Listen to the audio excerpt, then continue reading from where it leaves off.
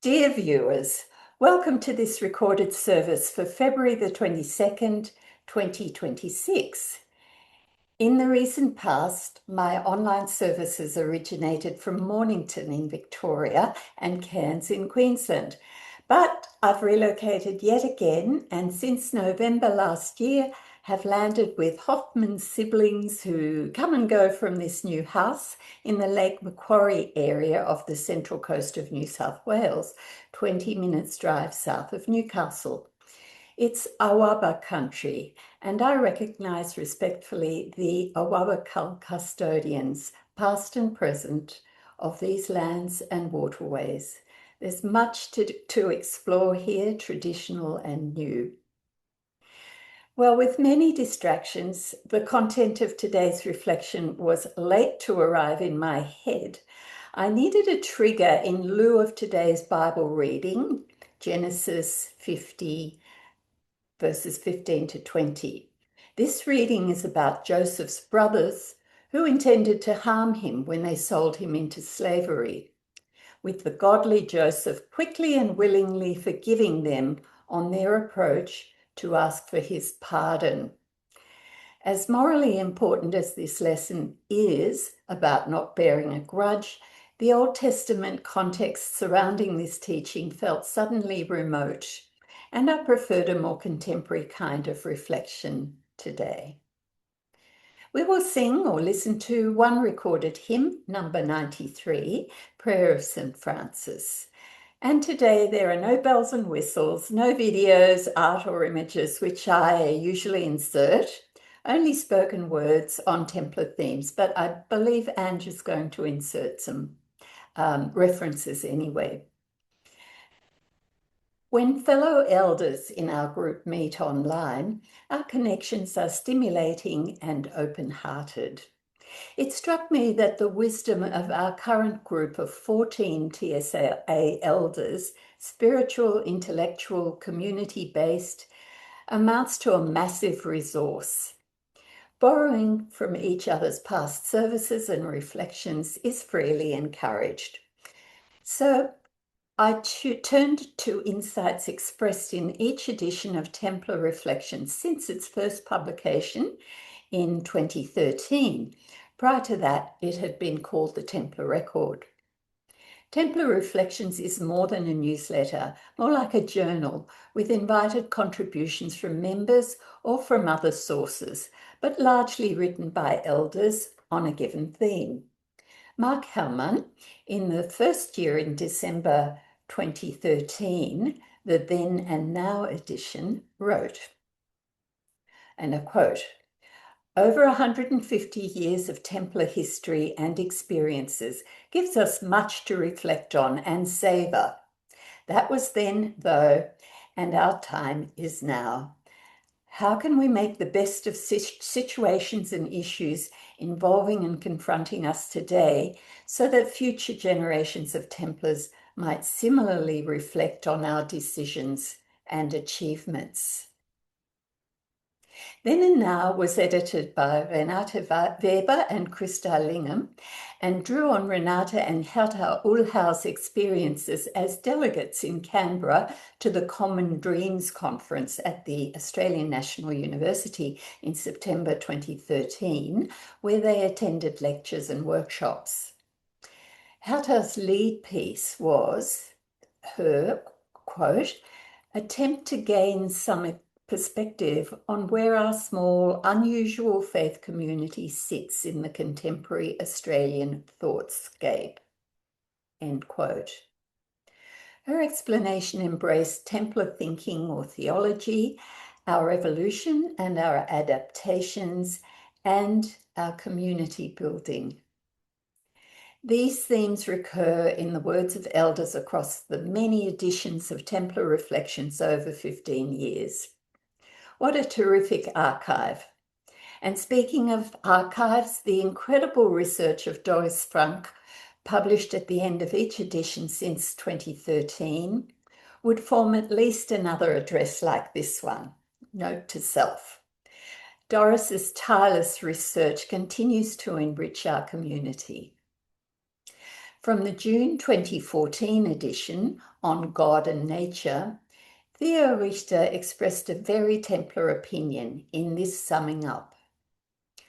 Although each of us may have a different perspective and understanding of the relationship between God and nature, I think we need to be mindful that there is a complexity and a mystery behind both that is beyond our comprehension. In my mind, God is eternal and nature is eternal, and although I believe they stem from the same entity, there are times when they work separately and times when they work together. How we perceive the relationship between God and nature is integral to our own personal path and belief. From the March 2015 edition on expectations came this excerpt from Winfried Weber's 1986 youth service. Quote, "One of the things Felix Haar said to his confirmants was, 'Let your conscience be your guide.' Sounds simple enough, but no matter how young or how old we are, this is just another one of those simple sounding rules that puts the onus on us, which brings me closer to the realization of what it means to be Templar. May we each find our own kingdom of heaven on earth." Let's sing along with the recorded hymn, one that I seem to choose again for online services. I hope you warm to this too. Hymn number 93, Prayer of St. Francis, beginning, "Make me a channel for your peace."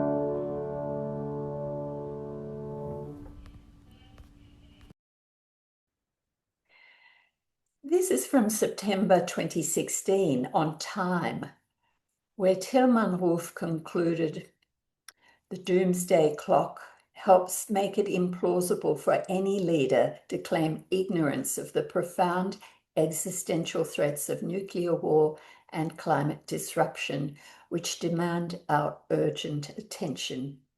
Most desperately, we need to eradicate nuclear weapons to gain the time to address all the other important challenges we face and to ensure there will be future generations.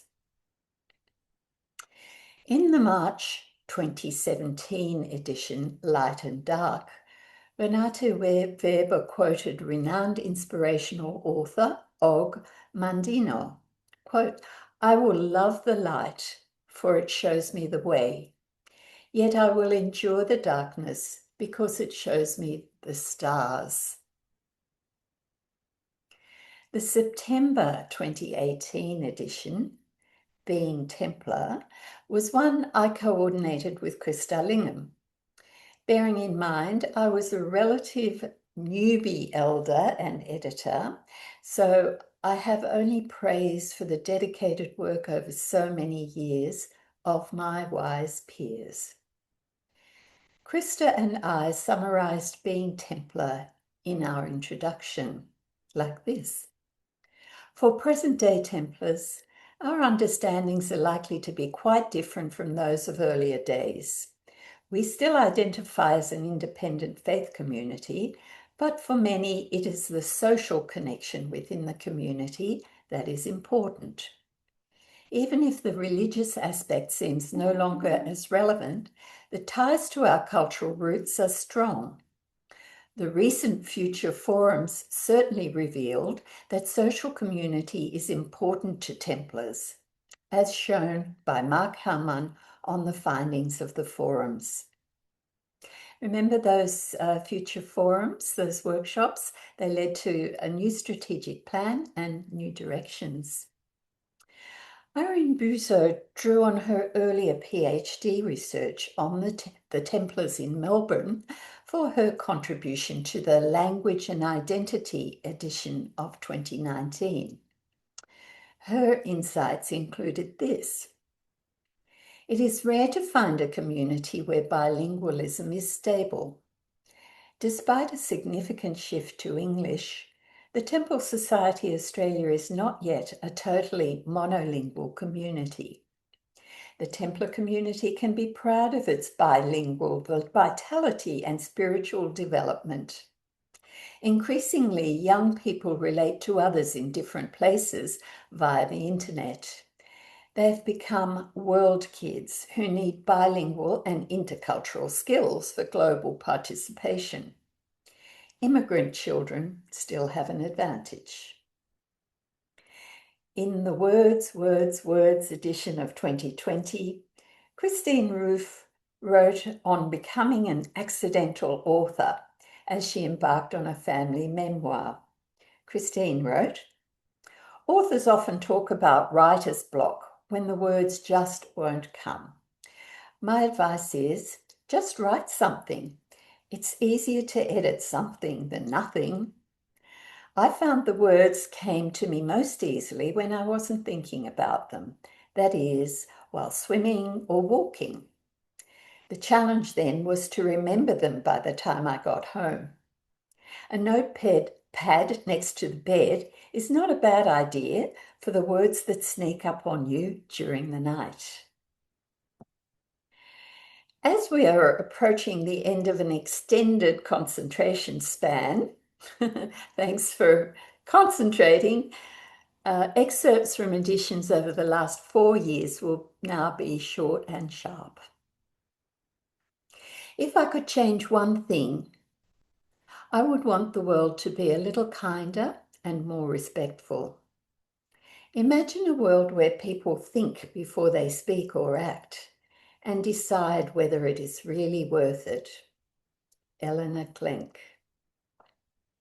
It's been a bit of a journey, but I can honestly say that I do truly love myself, accepting all my flaws and imperfections exactly as they are. I am, after all, only human. To expect anything more would be unrealistic and unfair to my authentic self, a soul just wanting to experience and love life for what it has to offer.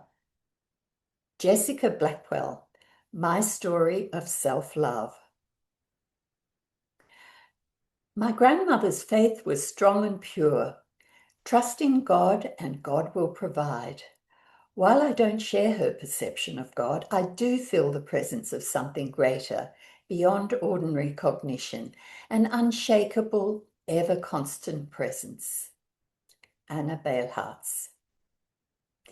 As Templars, our ability to discuss things, our respect for each other's ability to think deeply, our acceptance of different perspectives, our continual questioning and upgrading of our own understanding, and taking appropriate actions is part of living mindfully, lovingly, and responsibly in our time. Co-editors Ingrid Turner, Jessica Blackwell, and Theo Richter. And finishing with the Young Ideas edition from 2024, one that I really admired. It was terrific. Edited by Annette Wagner-Hesse and Renate Weber. A quote from Jasmine Kirschner. Throughout my day, I take moments to mindfully acknowledge and appreciate the good things in my life. I like to remind myself that I am so lucky to be where I am, to have the family and the opportunities that I have. Thank you for listening, and my thanks to all the writers I quoted and the many more I couldn't include. The quality of ideas, writing and editing of Templar Reflections, and that includes the sub-editing of Peter Honum over the years, is consistently high. If you would like to read more in this vein, remember the 10th anniversary special edition that Mark Howman compiled in 2023, a massive project and again, a wonderful resource. Let us finish with a simple secular prayer. Ange Woodburn will have placed it on your screen. Thank you, Ange, for this production, and to you for viewing and listening. Let us turn inward and recognize that the wellspring of goodness begins within us. Let us choose the responsibility to nurture it, to strengthen it, and to share it freely. We can be the courage another person leans on, the first step of a wider movement, or the quiet presence that brings tea and companionship into the heavy silence of someone's loneliness. There are no guarantees, no unforeseen forces waiting to intervene, only the chance to bring goodness into being through what we say, what we do, how we live, and how we love. May we make it so. Thank you.